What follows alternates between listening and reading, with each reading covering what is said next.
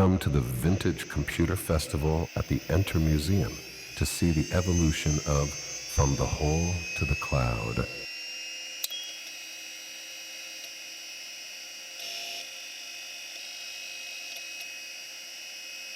So now we will switch to English. So a few words about Bernhard Plattner, the next presenter. Before completing his PhD, before he completed his dissertation of PhD at ETHZ in Zurich, he was appointed lecturer for the computer science at the Technikum in Bux, St. Gallen, where he was involved in setting up the new department of computer science. Later, at ETH Zurich, his research focused on new architectures, protocols, and systems for the internet, and in general for computer networks. In this role, he was instrumental in setting up the inter-university switch internet network, which was the base for the access, I believe, to internet for Switzerland in general, and the .ch registry. I believe you will talk about this, among other things. Thank you. Yes, that's correct. So, I'm glad to be here. Thank you for inviting me to give this talk. Actually, I already gave this talk once, or perhaps twice or three times. It's my farewell talk, but a modified version. My farewell talk when I was retired from ETH Zurich. So the title of the talk is The Internet, What Else? And you may wonder why this title. When I was preparing for my farewell talk, I had the problem, what title should I use? Now I realized that the internet was with me in every minute of my career at ETH, not from early on, but later. And therefore, I had the impression the internet is something like coffee. That's why the internet, what else? Okay. You see the connection, right? So the first thing I think we should look at is who has conceived the first idea about something like the internet. And actually, if you go through history, you will find that Paul Otlet, a Belgian documentalist, has written a traité de documentation in 1934. And he said, well, books no longer burden the desktop. A screen with a telephone replaces them. Far away, an immense building contains every book and every piece of information. Questions are asked by telephone, and the page providing the answer is made to appear on the screen to be read. It's something like the internet, isn't it? And actually, he envisioned that people could have teleconferences, as shown here. For instance, the Belgian Parliament in Brussels may connect to members who currently are in Paris or in La Haye in the Netherlands. And the system that he was envisioning had some distribution device which would distribute books to the screen or audio to the telephone and video to the screen and also to the telephone. And this could have been the infrastructure, a part which contains the data, a part which does the analysis and synthesis for queries. So you can ask queries and get the answers via this device, which will send the answer to screens or also to the telephone. So in principle, the internet is much older than we think. But of course, this is just a vision. It was never realized. But there were other visionaries. For instance, Vannevar Bush. He envisioned the so-called MEMEX. This is a desk which also should contain the sum of all human knowledge stored on microfilm. And some mechanism which would use this microfilm to create snippets that can be sewed together with a sewing machine. And then once you have these snippets, you have a new version of, or you have what you want to see from the human knowledge, and you can leave comments here if you want, and you can project the hypertext, pictures and text here, and this is the user interface. This would control the whole thing.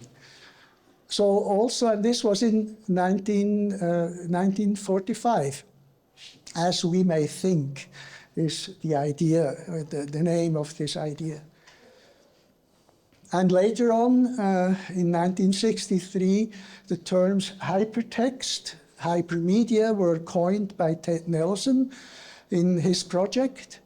And in 1968, the mother of all demos was organized by Doug Engelbart, and he demonstrated a computer mouse, a teleconference system, a video conference system, a hypertext, the management of hypertext, text processing, and joint editing of documents.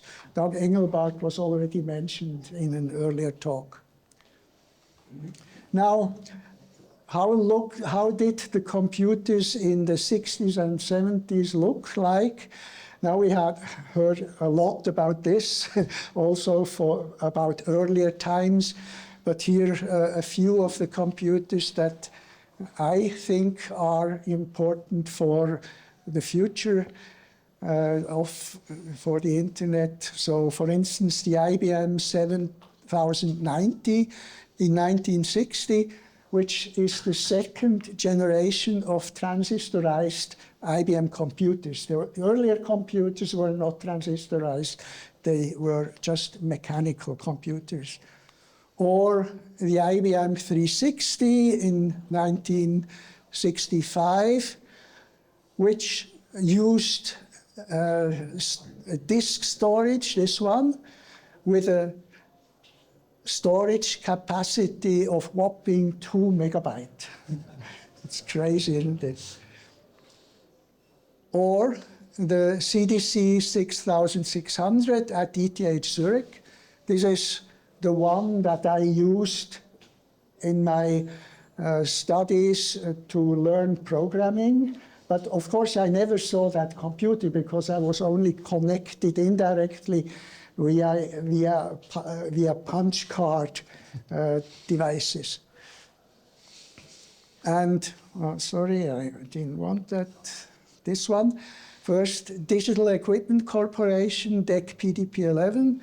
It's also very well known to me because I used it for my diploma thesis, to write the thesis and do the research which was necessary for this thesis.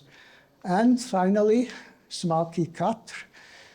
We heard about SMACI before in both talks, and indeed, SMACI 4 was very important for me because Jean-Daniel invited me to his lab in 1976, I think. I spent 3 or 4 months in Lausanne learning about SMACI 4.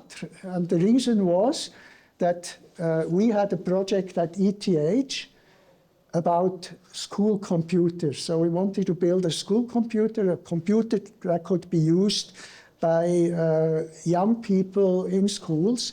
And the SMACI 4 was one candidate for this. And I learned during my stay at EPFL how to program SMACI 4 and how to use SMACI 4. So I'm very thankful to Jean-Daniel to allowing me this experience.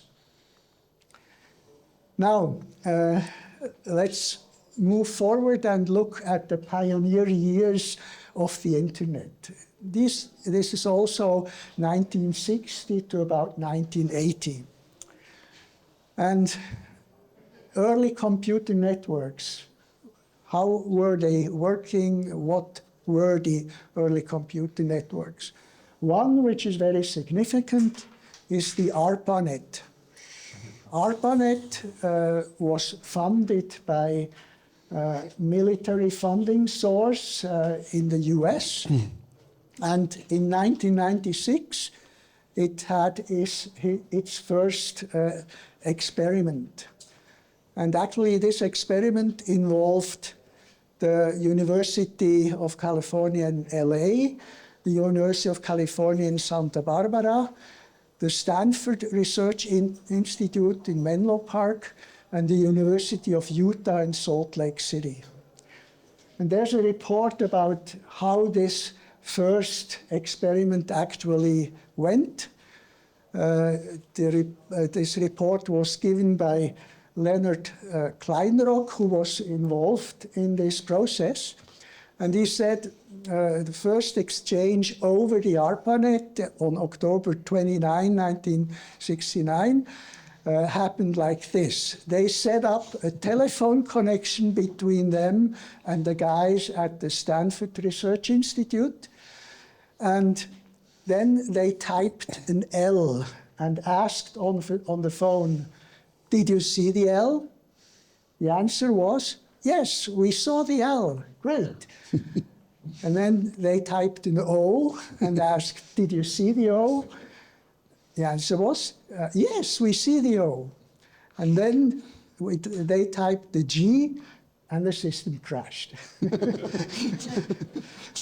But even when the system crashed at this time, a revolution actually had begun, because this was the basic foundation of the internet as we have it now. Now, do you see what they tried to do? L-O-G? Log in.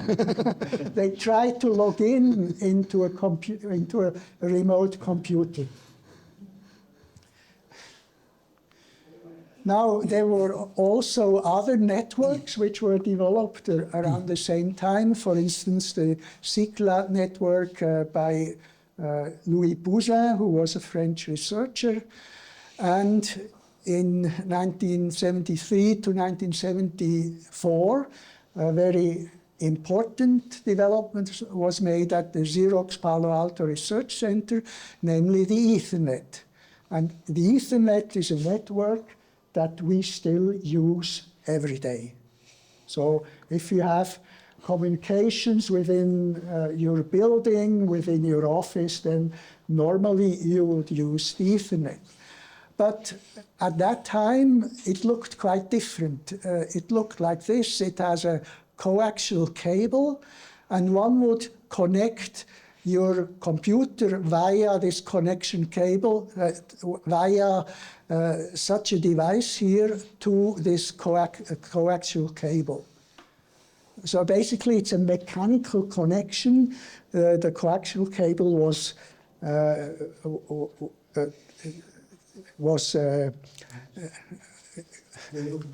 never mind. It needed a hole into the connection cable to connect the computer. Now the connections are quite different. This is a typical switch which is connecting several devices. And from 1976, there were the so-called X25 public data network, which was used for financial transactions and credit card payments by the PTTs in Europe and also in the US. So these are the networks that were developed and tested at that time. What was common with all these networks is a new disruptive technology called packet switching. But before, the technologies used were based on this on this picture and on this center, which used to connect phone calls across different switching offices. So basically, circuit switching worked like this. You had a user A, a user B that wanted to be connected, and then the switching offices would connect user A with a physical connection to the exit of the switching office, which goes to another switching office. And this one would also connect to the third switching office. This one would connect to the fourth switching office, and this one would connect to the user. So physical connection were established online or in real time to connect the two users. That's why it's called circuit switching. And packet switching is different. Packet switching typically connects computer A to computer B. So A sends data to B and B sends data to A. And these data which computer A sends are cut into packets. And computer A sends a packet to a router, and the router thinks about, well, where should I send this packet to? Well, the answer is probably, let's send it to this router here. So the red packet goes to this router. But of course, this router is already loaded with other packets. This packet may take a while until it's shifted towards the next router and so on, until the packet reaches the last router, which then eventually delivers it to computer B. So this is packet switching. And this is a technology which is used now in probably all networks that are around, or most of them at least. Now, let's talk about the internet. When was the internet born? I introduced ARPANET before. Yes, ARPANET was the first experiment that eventually led to the internet, but there is a main difference between ARPANET and the internet. And the main difference is that the ARPANET was designed as a network of computers. But the internet is designed as a network of networks. And this is very important because if you want to connect billions of computers worldwide into a network, then that becomes difficult and non-scalable. If you have different networks, which may be big networks, and connect these different networks with each other, then it's much easier. So, for instance, a company could have a sales part of its network, a workshop part, and a management board network, and so on. And all these separate networks have computers connected, and they will connect to each other and basically connect all the computers of these different networks with each other. So that's a very important modification which was made to the ARPANET architecture. And of course, you can also escalate it by saying, okay, some family has such a network, Swisscom has its own network, Deutsche Telekom has its own network, and so on, ETHZ Zurich as well. And you could also escalate it to have countries which have their networks. And in a second step, of course, as we know now, the internet evolved into an internet that is able to connect essentially anything, any device, any person, any thing, anything, Internet of Things, for instance. So you can have, excuse me, that was not, you can have sensors which are placed in a garden, and these sensors will be able to send data to the internet to some computer that wants to process this data. And also people can be connected using smartphones. Cars can be connected. By the way, that was the car that I had at the time. This car could theoretically connect to a truck, and so on. So this is the internet as we have it now. Now, who has invented the internet in this form? It's two persons. Vint Cerf is one of them, that's him, and Bob Kahn is the other one. And actually, they designed the basic protocols of the internet. And when I saw that how important the internet was in the 90s, and when I was a dean of the Faculty of Electrical Engineering, I proposed that Vint Cerf and Bob Kahn should be honored with a honorary doctorate at ETH. And actually that worked. They were accepted, and they actually visited ETH in 1998. Now, what happened in Switzerland around the internet? Well, this is a little bit the story about me, so it's what I know of, and there could be other knowledges about what happened in Switzerland. In 1984, I was a postdoc at the Computer Science Institute of University of Zurich, and one of the tasks I had was to establish an email system for the University of Zurich. And what I used to do this was the so-called Unix to Unix copy platform or basic infrastructure, UCP.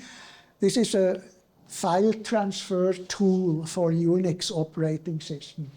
Unix operating systems were arriving in Switzerland in the, well, early 80s, I would say. And there was a message transfer agent called SendMail, which would use these file transfer facilities to transfer emails, which are, of course, can also be put into files. And actually, the UUCP message system connected University of Zurich to the European network, which worked with the same technology, and also Usenet, which had a different technology, but there were adapters or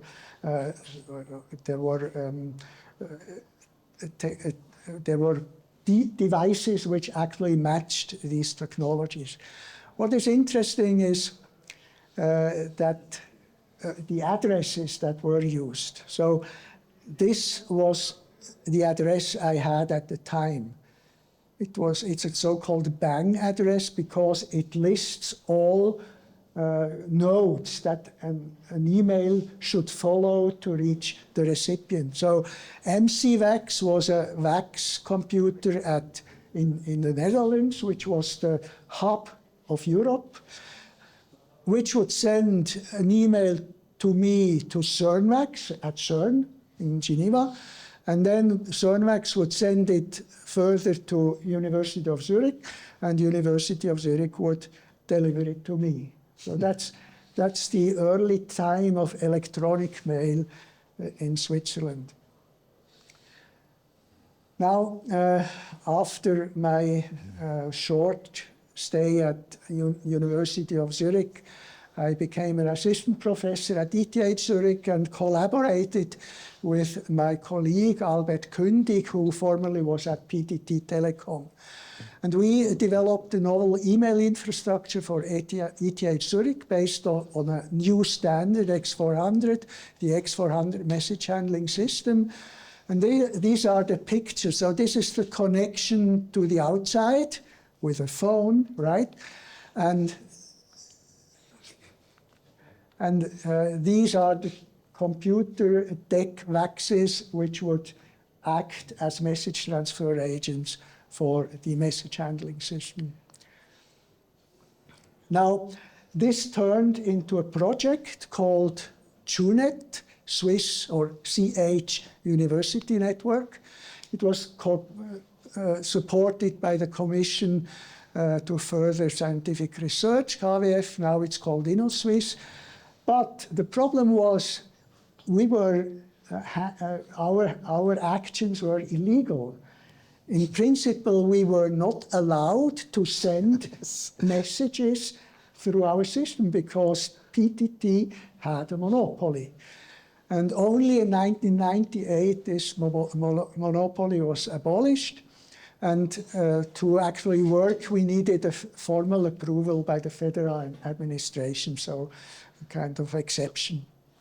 The email system we used was EAN, an implementation which was compliant to the X400 standard, and it was developed by Gerald Neufeld, a team at the University of British Columbia in Vancouver. In 1996, we, and actually if I say we, I also mean my son Marco, who is here, we spent half a year as, I spent half a year as a visitor with my family in Vancouver. Now, CUNET actually connected the Swiss universities to other universities, in principle, worldwide connection. Now, how did the internet develop in Switzerland? An important reason which actually furthered the development of the internet was the so-called Impulsprogramm Informatik, which was launched by the Swiss Federal Administration, which would fund research and education in the area of computer science. The politicians in Bern had realized that Switzerland was lagging behind in digitalization, and the goal was to actually push digitalization, especially in education and research. And there were two main projects. One project was Informatik dient allen, which would give students access to PCs, to teach them how PCs work, and to teach them how PCs can be used for various tasks. So students did no longer have to access complex mainframes from remote. They had their own computer on their desk. And the other project was the Swiss National Supercomputer Center, which eventually was located at Manno in Ticino. And now it's called il Centro Svizzero per il Calcolo Scientifico in Lugano. Now, what does this mean? So you have, at the time you had 8 universities in Switzerland, spread over all of Switzerland. And the supercomputer center was decided to be in Manno. Now, how can the universities use the supercomputer center in Manno? They need a network, right, to connect to this supercomputer center. And this actually was the important part which led to switch and lastly to the connection of the internet. So in October 22, 1987, the Switch Foundation was established with Swiss Federation and 8 cantons with universities. So it's cantons and the federation. The president was Jürgen Harms from University of Geneva. Just a question to you. Do you know whether where Jürgen Harms currently is, and is he still alive? I don't know. I was the interim CEO of Switch. This was a second job for me because I was a professor at ETH. And this is the picture of the 1988 office of Switch. Peter Gilly was my successor as a real CEO. And this is the picture. This is Peter Gilly, the other members of Switch. And this is Urs Eppenberger. He was employee number 1 at Switch, which I hired him in 1987, and he is still with Switch. He just had one job over 38 years. And this is Thomas Brunner. So the birth of the Swiss internet was up to happen. We realized, if I say we, that's me and Hannes Lubich, one of my postdoc students of my PhD students at the time, that we had to register the top-level domain CH. Previously, Switzerland was using .net or .net as a not official top-level domain. And we sent an email to John Postel, who was responsible for registry at the IANA, Internet Assigned Numbers Authority. And just a few days later, we received the answer, and it said, we registered top-level domain CH in May 20, 1987, with me as the admin contact and Hannes Lubich as the technical contact. And then, of course, .net changed to CH. Now, I was always talking about the internet now, but we have to be aware that the internet is just a communication infrastructure. It doesn't know anything about AI, it doesn't know anything about Facebook and so on. It's just packets sending back and forth. And the next very important step also happened in Switzerland in 1989 was Tim Berners-Lee, who at CERN invented the World Wide Web.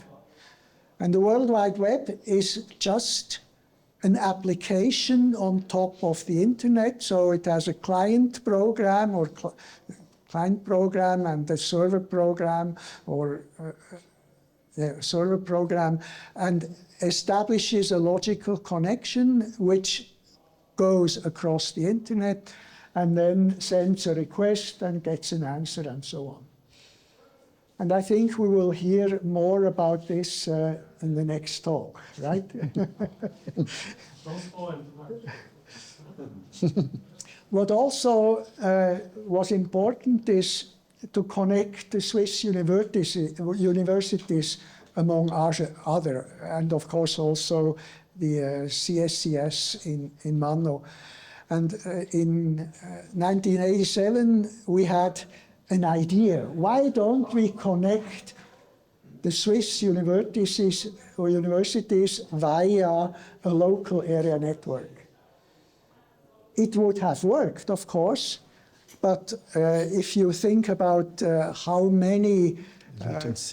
Latency as well is a problem. Latency is a problem. Yeah, latency and of course also the number of devices which have to be connected. If you create a Swiss local area network, that wouldn't work.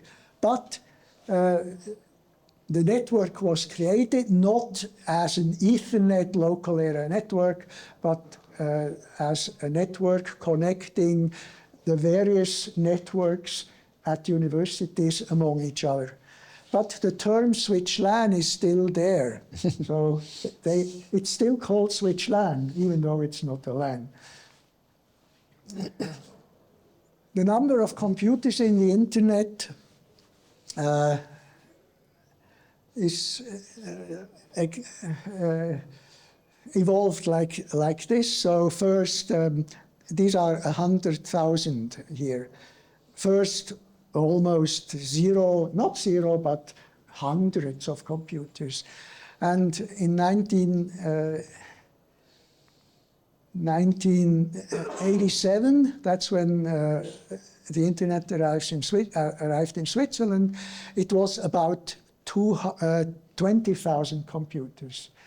And only after this, the internet boomed exponentially. So we can conclude that Switzerland was just there at the right time, instead of being late.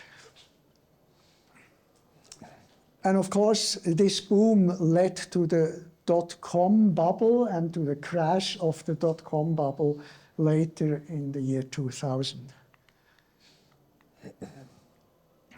Now, the internet at the time was only used by universities and also engineers in companies, but it was not widely distributed worldwide.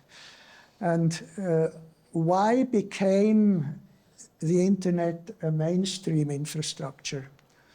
One important development was the first web browser, which was accessible to common users. Previously, the World Wide Web could be used, but it was very complex. You had to open a terminal and enter some commands and get the answers. And with Mosaic, developed at the University of Illinois at Urbana-Champaign, it became easy. And this was the main push towards the growth of the internet. Next step was the first web search engine, Yahoo. Google only followed in 1998, so Google is not the first web engine. It's most important probably now, but not the first one. Then there was Napster in 1998, a peer-to-peer system which was used to share digital music among users. And it's a peer-to-peer system because it didn't have any central hub which would communicate or would link the users. But it was shut down in 2001 because it had legal problems with intellectual property litigation. Next step was in 2002, internet telephony starts. So basically, you connect your home to the internet with a high-speed modem, with a router, and an adapter to a traditional telephone, or just connect a computer with software that is able to establish a phone call. And that's how it works now. So when we telephone or when we have a phone call on the fixed phone network, it goes via the internet using this technology. And then 2003, Web 2.0 led to a democratization of the internet because people were suddenly able to enter their own data into the internet. So you could put your photos into the internet or whatever you wanted. And there were many platforms or applications that supported this. Next step was Skype in 2003. We all know that, I guess, but it was discontinued early in 2025, this year. Then Facebook. Probably you are all on Facebook. I'm not, because I never liked the social networks. YouTube, even Barack Obama was there. And Twitter, and there we also have a well-known person, Donald Trump, who founded his own Truth social network. Truth in quotes. An important step which happened around 2006 was to the invention or the implementation of the cloud. And this works like this. The infrastructure is provided by a cloud operator. It also has a platform and number of applications which work on this cloud. And this cloud operator would provide his services to everybody who pays for these services. And actually the cloud architecture was a success. What is interesting is that it's an old concept, because in 1961, John McCarthy wrote, "If computers of the kind I have advocated become the computers of the future, then computing may someday be organized as a public utility, just as the telephone system is a public utility." The computer utility could become the basis of a new and important industry, which actually happened, but only in the 2000s. So cloud computing was commercialized by Amazon, and all the big ones had to follow. Selling points, there are some. I think I don't have to go into the details, except perhaps for about the skeptical aspects. Where are my data? Who has access to my data? For instance, do governments or secret services have access? We have to be aware of that. Complying to privacy legislation, and what if the cloud provider is attacked and my data are compromised? And that's a problem. Then what happened next was the iPhone in 2007, the iPad in 2010, and in 2013 or 14 we had more smartphones than computers worldwide. So today and tomorrow, the internet is dominated by big data, big advertising, big money, big brothers, and also the Internet of Things, artificial intelligence, which was the last wave still going on, and perhaps also self-driving cars. I don't know about self-driving cars in Switzerland. May happen soon, perhaps. What is interesting is that from 1993 to today, significant innovations in infrastructure, services, and applications were done. But not many significant changes happened in the core of the internet. And essentially, the core protocols still work as they worked 50 years ago. Of course, there were changes there, but no drastic changes. That's quite interesting. Of course, there are also some projects which are going on, like Sion in Switzerland, which changed the architecture of the internet, but they are moving slowly. There are problems. Still have 15 minutes. There are problems with the internet. One of them was the so-called Morris swarm. See, this is the Morris swarm, and this is the internet user or the internet which was completely overridden by the Morris swarm in 1988. So a worm is a code which distributes in the internet and actually accesses devices in the internet in a way it is not supposed to do. It shouldn't do.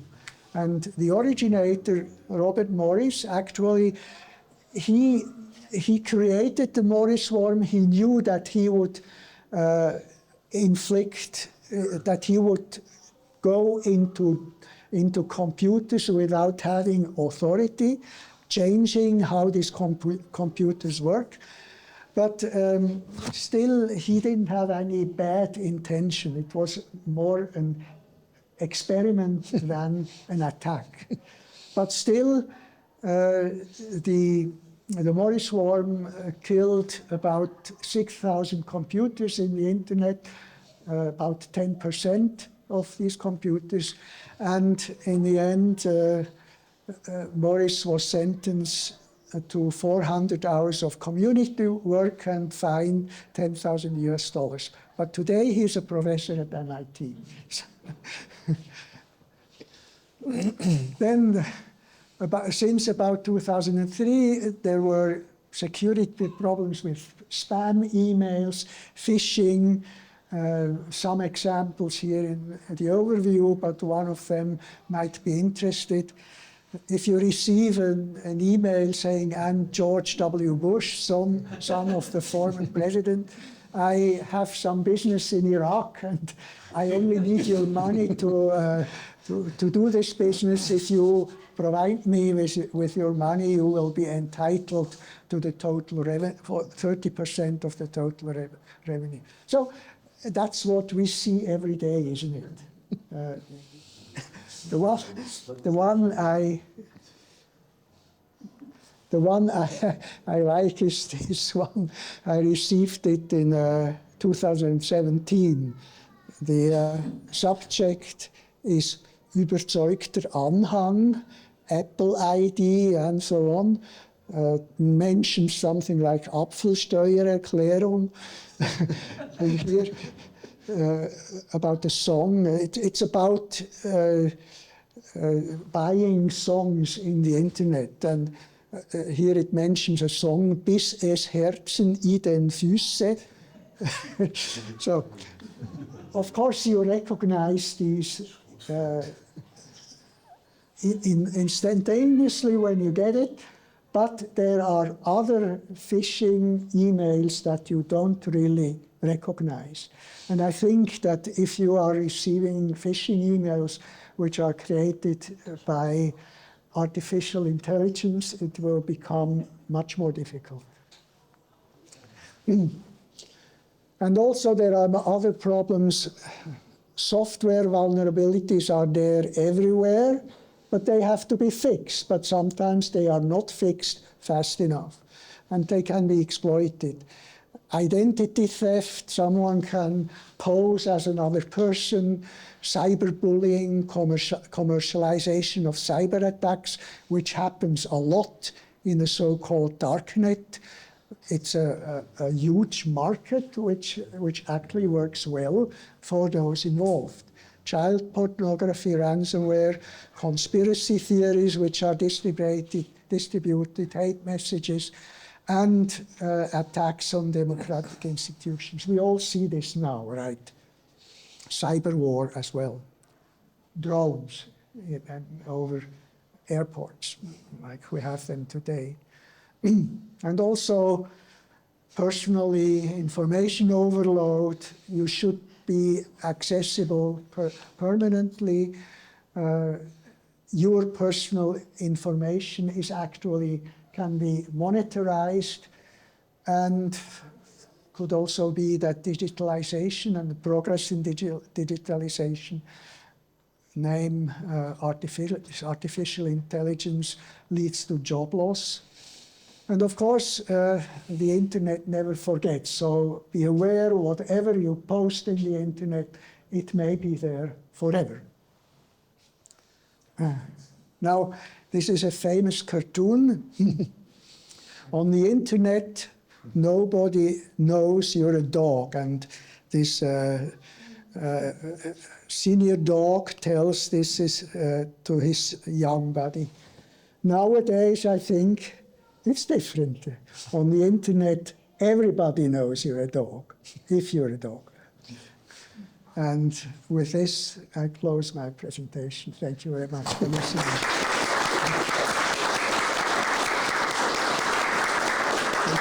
Thank you very much. Questions or comments? Yes, if we could go back on the slide with the Morris swarm, I think it said like the estimated damage was like between 10,000 and $100 million. How can you have such a big range? because it's not known. So there were no real statistics about how much damage was created. But if apparently, if say a big computer with many tasks running was damaged, then it took 2 days to fix it. So how much damage is caused to a company if its infrastructure doesn't work anymore for 2 days? Yeah, it's difficult to say. Other questions or comments? I have one. Yeah. When I was a integrated circuit designer doing chips, and we had first some local area network, which were token rings. I think it was an Apollo machine. And then there was this packet switching and so on. And also at the time in the 90s, there was all the telecom companies had synchronous data hierarchy, I believe, or this sort of thing. So why did this TCP/IP and Ethernet protocol win over other technical solutions? Yes, I think I don't have a proper answer to this. In principle, it won because the increase in usage. Yeah. So as I showed from 1988, there was exponential increase in using the internet. And this also meant that organizations which used some other technology changed. Actually, this also happened to us in Switzerland. We were using the X400 standard for email transfer. And then we realized, well, that will not work in future, so we have to change to the internet-based email standards. Yeah. Which scales a little better. Yes, I think that the main reason is the strong scaling, the exponential growth. And of course, there was the .com problem afterwards, which actually mainly hit the financial side, with some implications, of course, for everybody. Okay. But it didn't harm the internet. Yes. Thank you. Thank you very much. So the next presentation by Gabriele Balbi is in 7 minutes or so. So restrooms are, I think, in the staircase if you need. So that will be about World Wide Web beginnings. Is it correct? Yeah.